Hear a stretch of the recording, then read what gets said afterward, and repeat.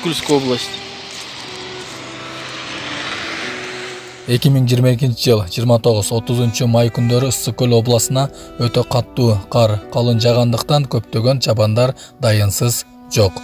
Булардын табылып калуусуна ар бир кыргыз жараны дуа кылат. Видеого лайк басып, биздин каналга мына ментип катталып коюңуз. Ошондо гана сиздер дүйнөлүк жаңылыктардан кабардар болуп турасыздар.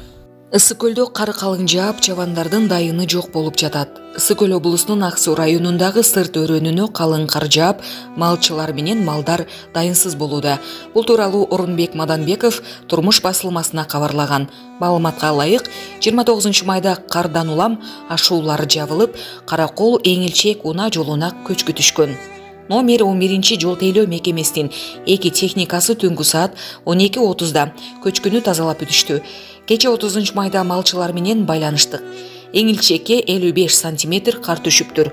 Ошону менен кайра байланыша алган жокпуз. 6 зона анын биринде эле 12 малчы бар болчу. Сарайлардын ар биринде болжол менен 8 миңдей жандык бар. Тоютта жетишсиз. Өзгөчө кырдаалдар башкармалыгына кайрылып, районго барсам, 3-июнга чейин мал айдабагыла деген чечимин көрсөтүшөт. 2 техника жетишпейт. Өкмөттөн жардам көрсөтүлсө жакшы болмок деп билдирген Маданбеков.